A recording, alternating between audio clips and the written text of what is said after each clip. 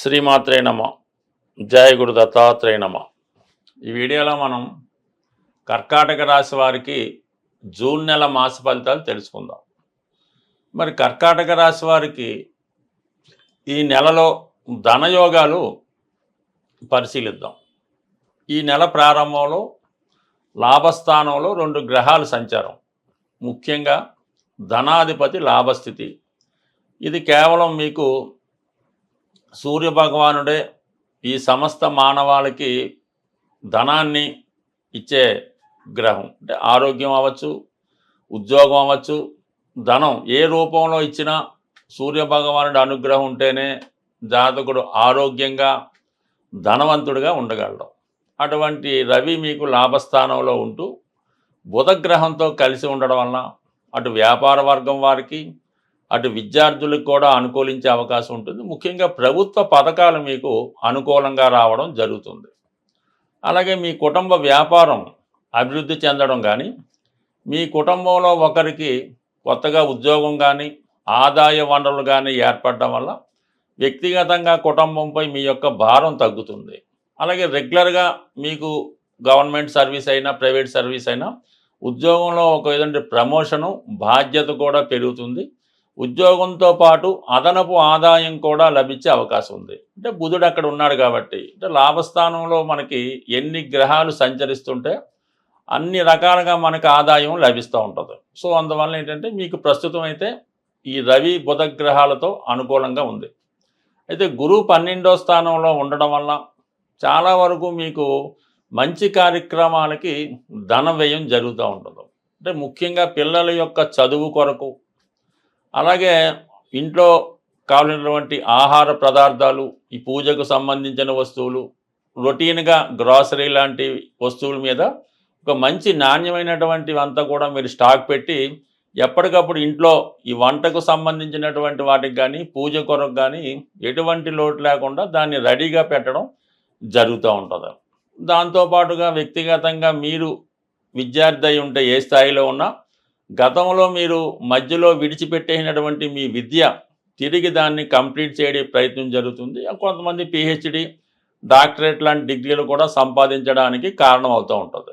అలాగే ముఖ్యంగా సంతానం ఏదో కారణాల వల్ల వివాహం అయిన తర్వాత 3 సంవత్సరాల దాకా కూడా మీకు సంతానం కలగకపోతే అప్పుడు ఏదో విధంగా మీకు లోటు ఉందని తెలుసుకొని తగినటువంటి వైద్య సహకారం తీసుకోవడం వల్ల ఈ సంవత్సరంలో మీకు సంతాన భాగ్యం మాత్రం 100% కలుగుతుంది. బట్ ఏదైనా గురువు ఏ కారకత్వాలు వహిస్తుంటాడో అవన్నీ 12వ స్థానంలోకి రావడం వల్ల అవి మీకు అనుకూలంగా మారడం జరుగుతూ ఉంటుంది. ఒకటి ఏంటంటే విద్య కంప్లీట్ చేసుకుంటారు, సంతానం కలుగుతుంది, ఆరోగ్యం బాగుంటుంది, సంస్కారవంతంగా ఉంటారు.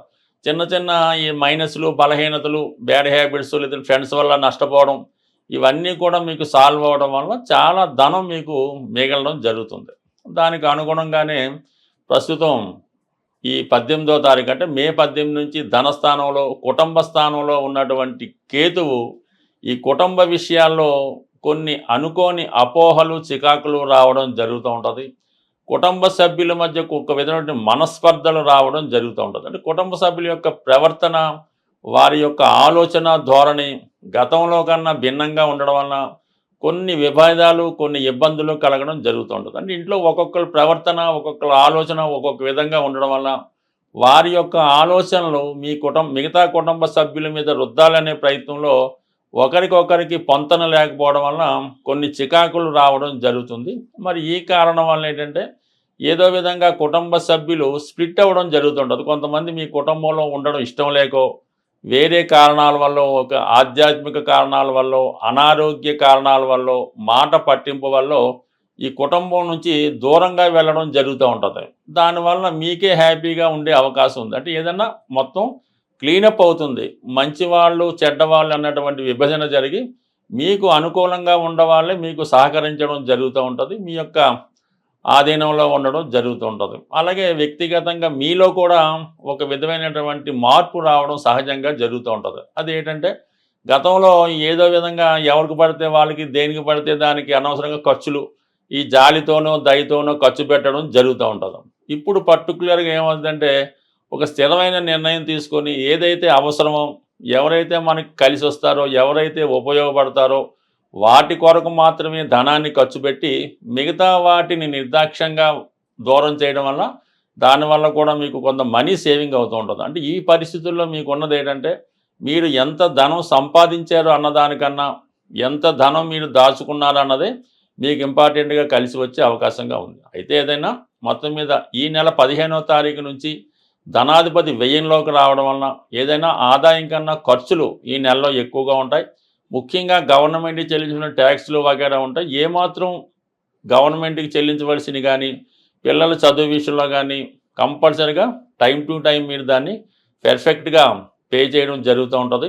అయితే అష్టమంలో రాహు కొంత ఇబ్బందులు అప్పుడప్పుడు కొన్ని ఎంత నిజాయితీగా వెళ్ళినా ఎంత పెర్ఫెక్ట్గా ఉన్నా ఏదో ఒక ఇబ్బంది, ఏదో ఒక స్ట్రగుల్, ఏదో ఒక అవమానం జరిగే అవకాశం ఉంది. కొన్ని నిందలు కూడా మీ మీద వచ్చే అవకాశం ఉంటుంది కాబట్టి బట్ ఏదైనా ఎంత జాగ్రత్తగా ఉన్న కొన్ని తప్పవు కాబట్టి వాటికి కూడా సిద్ధంగా ఉండండి. భాగ్యంలో ఉన్నటువంటి శని మీకు కొంతవరకు ఏకాంత జీవితాన్ని సింగిల్గా ఉంటే బాగుంటుంది అన్నటువంటి ఆలోచన కూడా కలుగుతుంది. ఈ కార్యక్రమంలో కొన్ని రోజులైనా మీరు ప్రశాంతంగా ఉండాలనే మీ ఆలోచన నెరవేరుతుంది. దీని కొరకు మీరు ఏదైనా ఒక పుణ్యక్షేత్రంలో కానీ ఒక ఆధ్యాత్మిక కేంద్రంలో కానీ కొన్ని రోజులు ఉండే అవకాశం. ఏదైనా ఈ జూన్ నెలలో ధనాన్ని అదృష్టాన్ని ప్రసాదించే గురు గ్రహం మౌఢ్యంలోకి వెళ్ళడం జరుగుతుంది. అంటే ఇంచుమించుగా మనకి జూన్ 10వ తారీఖు నుంచి జూలై 8వ తారీఖు వరకు కూడా ఈ గురు మౌఢ్యం అన్నది ఏర్పడడం జరుగుతుంది. దాని శుభకార్యాల మాట పక్కన పెట్టిన మనీ రొటేషన్ అన్నది చాలా వరకు తగ్గిపోవడం జరుగుతూ ఉంటుంది. ప్రతి ఒక్కరికి కూడా ఆర్థికపరమైనటువంటి టైట్ ఏర్పడుతూ ఉంటుంది. అంటే సమయానికి మనకి రావాల్సింది రాకపోవడం జరుగుతూ ఉంటుంది. సో ఏదైనా ఏ గ్రహమైనా మనకి అనుకూలమైనటువంటి ఫలితం ఇవ్వాలంటే ఆ పరమేశ్వరుని యొక్క అనుగ్రహం తప్పనిసరిగా ఉండాలి. అంటే శివుడు అభిషేక ప్రియుడు అవడం వల్ల శివునికి ఈ సమయంలో మనకి ధనాన్ని ఇచ్చే కొన్ని పరిహారాలు తెలుసుకుందాం. అందులో ముఖ్యంగా శివునికి ఈ మారేడు దళములు సంపాదించి అవి నీటిలో వేసి ఆ జలంతో అభిషేకం చేయవలసి ఉంటుంది. అంటే మారేడు దళములు వేసినటువంటి వాటర్తో అభిషేకం చేయాలి. దాని తర్వాత ఏంటంటే రుద్రాక్షలు కొత్తవి తెచ్చి నీటిలో నానబెట్టి ఆ జలంతో అభిషేకం చేయడం వల్ల ఎంతటి కష్టమైనా పోతుందన్నమాట. ఆఖరికి పెద్ద క్రైమ్ అయినా పోతూ ఉంటుంది.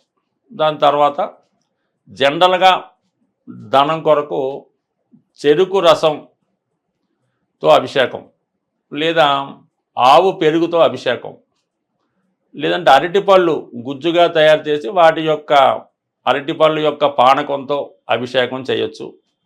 దీని తర్వాత ఏంటంటే లక్ష్మీ అమ్మవారికి శుక్రవారం రోజు ఎరుపు రంగు పూలతో అలంకరించి పూలదండ వేసి మరి చలిమిడి వడపప్పు పానకం నైవేద్యంగా పెట్టి ఈ ప్రసాదాన్ని ముత్తైదువులకి, కన్య పిల్లలకి, 12 సంవత్సరాల లోపు పిల్లలకి మీరు వాళ్ళకి ప్రసాదం ఇవ్వటం వల్ల, అంటే ప్రసాదం అంటే ఏదో కాకుండా సంతృప్తికరంగా ఒక ప్లేట్లో చక్కగా ఈ వడపప్పు చలిమిడి పానకం వేసి హ్యాపీగా తినేలాగా పెడితే కంపల్సరీగా మీకు ఆ ఫలితం రావడం జరుగుతూ ఉంటుంది. అలాగే మన గృహం ఇంకా ఏదైనా మీ యొక్క జాతకాన్ని సంపూర్ణంగా క్షుణ్ణంగా తెలుసుకోవాలి, అలాగే మీ యొక్క జీవితాన్ని బాగుపరుచుకొని అటు మీ యొక్క సొంత గృహాన్ని అంటే నివసిస్తున్న గృహాన్ని అలాగే మీ యొక్క జాతకాన్ని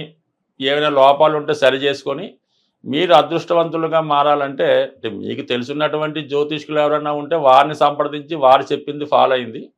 లేనప్పుడు ఇందులో ఇచ్చినటువంటి ఫోన్ నెంబర్లో మమ్మల్ని సంప్రదించడం వల్ల కూడా సాధ్యమైనంత వరకు మాకు తెలిసిన పరిజ్ఞానం ప్రకారం మిమ్మల్ని అదృష్టవంతులుగా మార్చే ప్రయత్నం కూడా చేసే ప్రయత్నం జరుగుతుంది. స్వస్తి.